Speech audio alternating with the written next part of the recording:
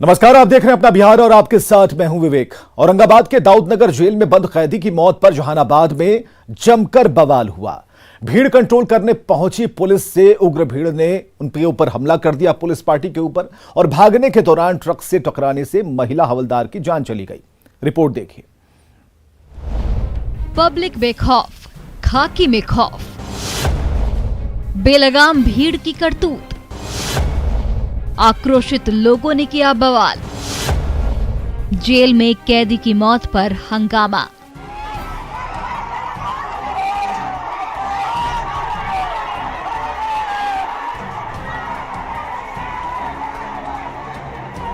देखा आपने कैसे बच्चे, बूढ़े, जवान और महिलाएं दौड़ रहे हैं, हाथों में लाठी डंडे लेकर। पुलिस की गाड़ी को आक्रोशित लोगों ने चारों तरफ से घेर लिया है और तोड़फोड़ कर रहे हैं। पुलिस भी हथियार के बल पर लोगों को शांत कराने में लगी है। हर तरफ कोहराम मचा हुआ है। ये सब इस बात की तस्दीक कर रही है कि यहाँ कुछ जरूर गलत हुआ है, जिससे यहाँ की आवाम नाराज है और इस तरह की वारदात को अंजाम दे रही है, जो किसी भी तरह से सभ्य समाज के लिए सही नहीं है। दरअसल ये वारदात जहानाबाद के परसबेघा थाना के निहालपुर गांव की है, जहां शराब बनाने के मामले में औरंगाबाद जिला के दाऊदनगर उपकारा में बंद एक कैदी की मौत की खबर सुनकर उसके परिजन और ग्रामीण आक्रोशित हो गए और जहानाबाद से अरवल जाने वाली NH 110 को निहालपुर गांव के निकट जाम कर दिया। गोविंद मांझी है और उसके अरेस्टिंग मद्यनिषेध की कार्रवाई के दौरान जो है हुई थी, और उसमें उस कार्रवाई में उसको न्यायिक हिरासत में भेजा गया था। वहाँ औरंगाबाद मंडल कारा में उसकी डेथ हो गई। उसको लेकर के यहाँ पर सड़क जाम करके की गई थी और उसमें जनता काफ़ी उग्र हो गई।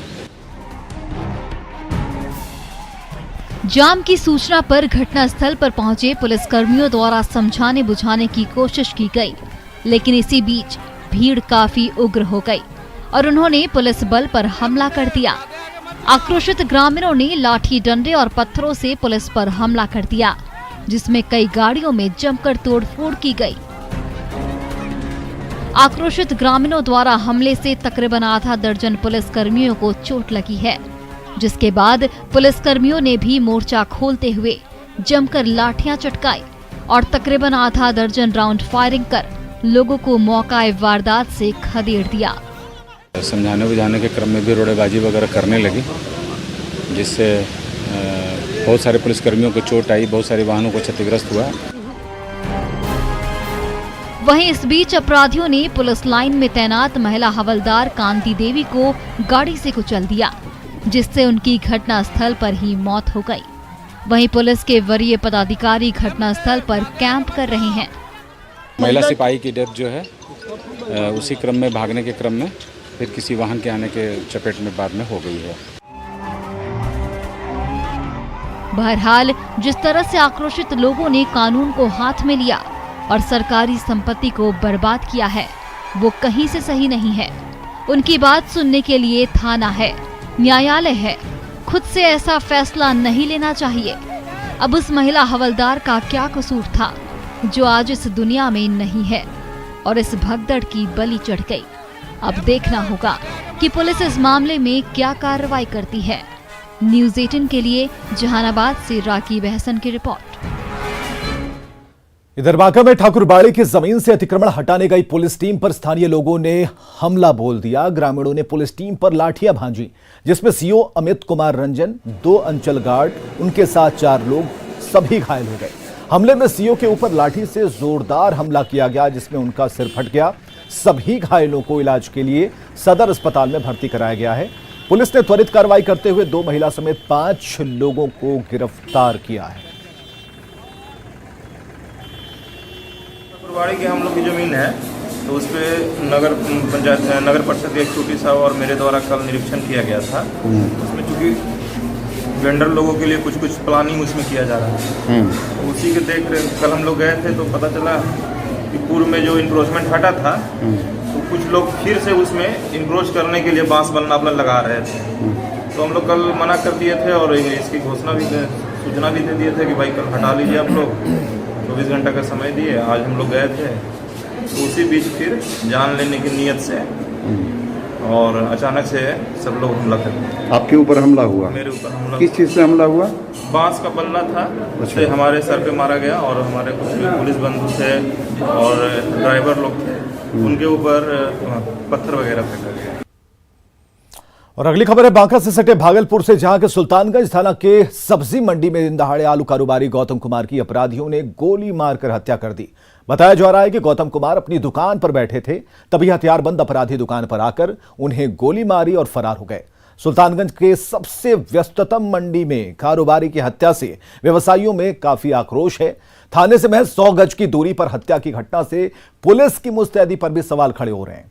दूसरी तरफ स्थानीय लोग दबी जुबान में आपसी विवाद में चचेरे भाई पर ही हत्या कराए जाने का आरोप लगा रहे हैं।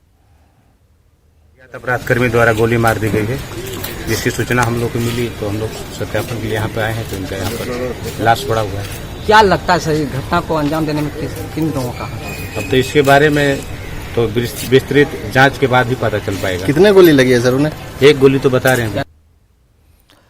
समस्तीपुर के कल्याणपुर प्रखंड के चकमेहसी थाने के नमापुर गांव में नाव हादसे में लापता सभी 7 लोगों के शव बरामद हो गए हैं। एसडीआरएफ की टीम बागमती नदी में सर्च अभियान चलाकर 7वें शव को भी आज उन्होंने निकाला है। घटना को लेकर ग्रामीणों का आक्रोश बढ़ता जा रहा है। नमापुर के आक्रोशित ग्रामीण वाटरवेज बांध से रमापुर तक सड़क को ऊंचा करने के साथ पुल निर्माण की मांग कर रहे हैं।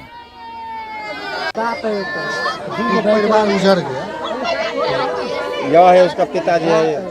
किया गया है, वो आए, रात में भी आए, बांध पे आए और उस थाने पर चले गए।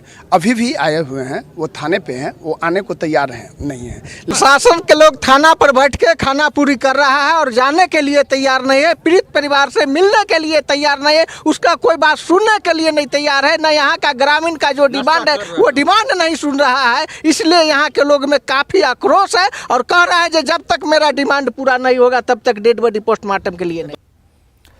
आज मुख्यमंत्री नीतीश कुमार ने बिहार को 2 बड़ी सौगातें दी हैं। मेडिकल सुविधाओं को ध्यान में रखते हुए 350 एम्बुलेंस और पर्यावरण के मद्देनजर 50 हाईटेक सीएनजी बसों की भी सौगात दी गई। दोनों सौगातों से लोगों को कितना फायदा होगा, इस नई सेवा के बाद लोग कैसा महसूस कर रहे हैं, पूरी खबर जानने के लिए इस रिपोर्ट को देखिए।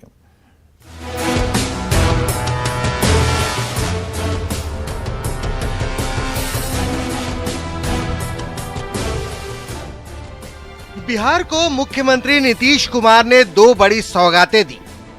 सीएम ने ग्रामीण इलाकों के लिए 350 एम्बुलेंस की चाबी ड्राइवरों को दी।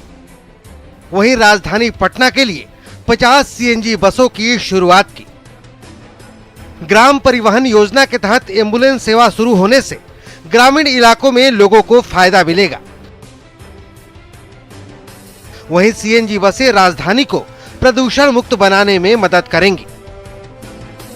इससे प्रदूषण नहीं हो सकता है और लोगों को सुविधा होगी और हर प्रकार की सुविधा आप जानते हैं, पिछली बार भी बताया गया था जो इलेक्ट्रिकल बस था और आज भी जो बस का शुरुआत किया गया है, इसमें भी हर तरह की सुविधा है, लोगों के बैठने की सुविधा है और लोगों के प्रोटेक्शन का भी पूरा का पूरा ख्याल रखा गया है।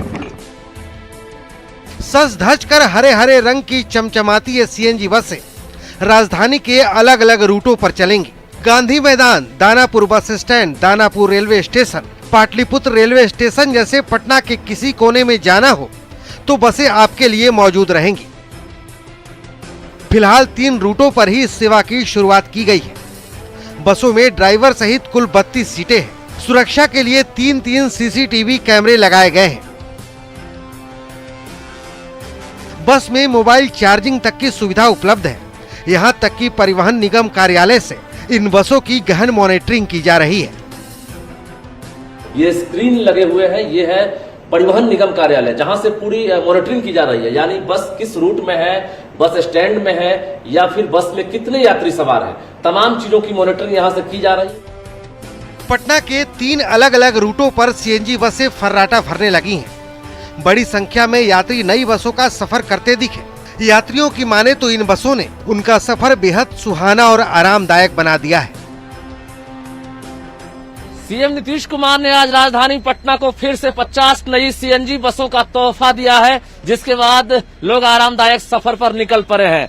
तो हम जरा यात्रियों से ही जानते हैं कि ये हाईटेक बस है और सफर कैसा लग रहा है। इसमें बैठने से अच्छा लग रहा है और सीएनजी गैस है, इसलिए पेट्रोल का भी बचत होगा और पर्यावरण भी दूषित नहीं होगा। ये पर्यावरण को लेकर काफी ज्यादा ही अच्छा है। सफर बहुत बढ़िया रहेगा। कहाँ के लिए निकले हैं? बिहटा के लिए। बिहटा के लिए निकले। जी। पहले बस चलती थी, कौन सी बस पर निकलते थे? तो जाकर के रहता था डीजल गाड़ी, लेकिन ये प्रदूषण मुक्त गाड़ी है।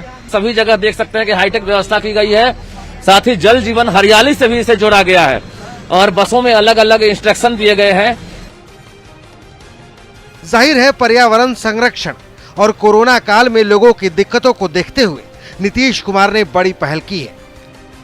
न्यूज 18 के लिए पटना से शैलेंद्र कुमार के साथ रजनीश कुमार की रिपोर्ट। कुछ दिनों पहले केंद्र सरकार ने SC/ST के अलावा कोई जातीय जनगणना नहीं करने का फैसला लिया था और इस पर बिहार में खूब सियासत हुई थी। लेकिन आज मुख्यमंत्री ने जातिगत जनगणना को लेकर एक बार फिर केंद्र सरकार से आग्रह कर दिया है और इससे पहले भी नीतीश कुमार ने ट्विटर के जरिए पुनर्विचार की मांग की थी। केंद्र से सीएम नीतीश कुमार का आग्रह। नीतीश ने दोहराई जातिगत जनगणना की मांग। एक बार फिर मुख्यमंत्री नीतीश कुमार ने जाति आधारित जनगणना की मांग दोहराई है। केंद्र सरकार से नीतीश कुमार ने आग्रह किया है कि एक बार जरूर जाति आधारित जनगणना होनी चाहिए। तो आग्रह करेंगे कि एक बार जरूर करना चाहिए। अब 10 के बाद कुछ दिन के बाद लोगों ने किया था, कास्ट का सेंसस किया, तो उसका तो कोई मतलब आया नहीं, ठीक से हुआ नहीं। तो जो बन करके तैयार हुआ था 13 में, तो 13 के बाद तो कभी पब्लिश नहीं हुआ कि आखिर किस इलाके में किस जाति की कितनी संख्या है। एक बार जरूर होना चाहिए कास्ट बेस्ड सेंसस, ताकि मालूम हो जाए और जो गरीब गुरबा तबके के लोग हैं, SC/ST के अलावे बाकी जो लोग हैं, उनको भी इसका लाभ मिलेगा और पता चल जाएगा कि सही मायने में इनकी संख्या कितनी है। दरअसल जातिगत जनगणना को लेकर पहले भी मांग उठती रही है, लेकिन अब चूंकि नीतीश कुमार ने आग्रह कर दिया है तो सियासत होना भी स्वाभाविक है। जाति आधारित जनगणना कराने के लिए पहले भी संसद के अंदर में कई बार आवाज उठती रही है, लेकिन संसद ने कभी इसकी स्वीकृति नहीं दी। केवल अनुसूचित जाति और जनजातियों के लिए गणना किया जाता है, इसलिए कि उनके संविधान में उनके लिए सीटें आरक्षित है लोकसभा और विधानसभा के लिए। तो ये देखा जाता है उस आधार पर गणना कराकर कि उनकी जनसंख्या या उनकी आबादी कितनी हुई है, बढ़ी है, घटी है, उस पर आधार पर सीटों का क्या होना चाहिए आकलन। तो अब तक जो है से संसद ने इसको नकारा है। इस बार भी संसद ने कोई प्रस्ताव इस पर पारित नहीं किया है। जाति आधारित जनगणना केंद्र और बिहार सरकार के वोट पाने के गणित में फंस के रह गई है।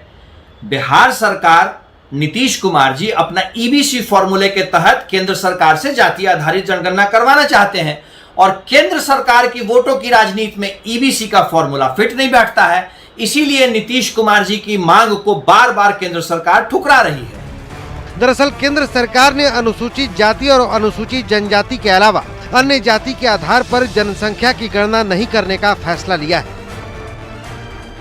न्यूज 18 के लिए पटना से शैलेंद्र कुमार के साथ साकेत और संजय कुमार की रिपोर्ट। इधर बिहार के श्रम एवं IT मंत्री जीवेश मिश्रा गुजरात दौरे से वापस लौट आए हैं। गुजरात में उन्होंने CM विजय रूपाणी से मुलाकात की और बिहार के श्रमिकों के गुजरात में निबंधन की मांग की।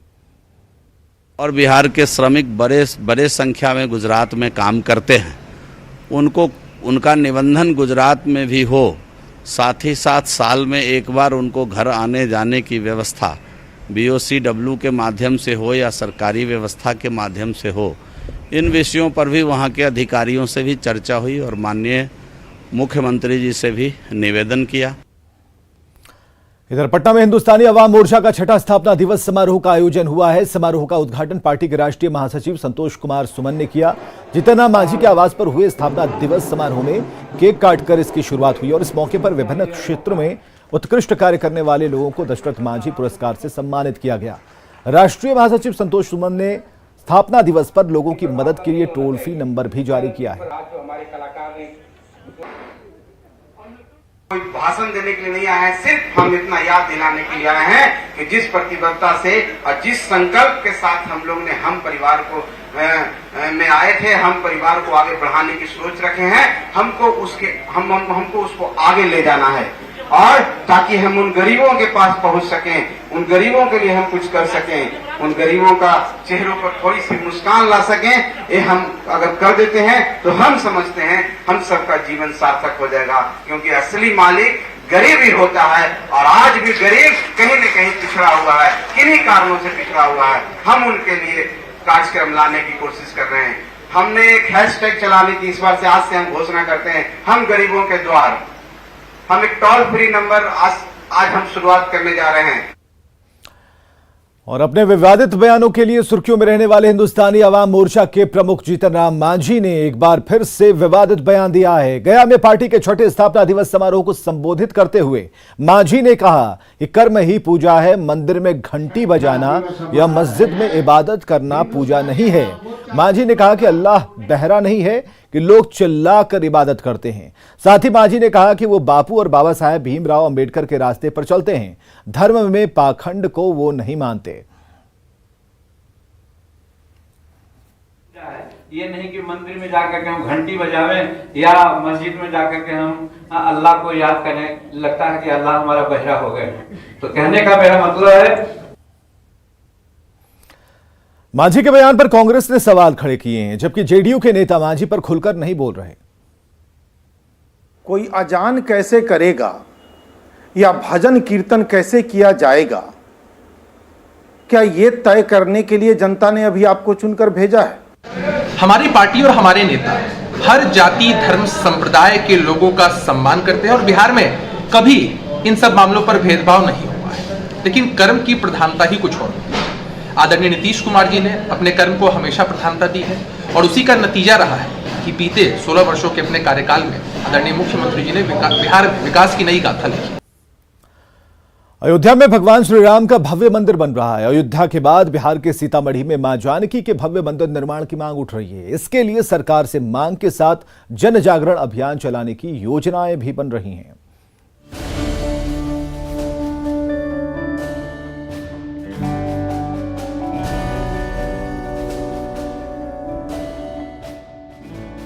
अयोध्या में भव्य मंदिर बन रहा है, लेकिन मां सीता की जन्मस्थली सीतामढ़ी के पुनौरा धाम में अब तक भव्य मंदिर निर्माण की योजना आकार नहीं ले पाई है।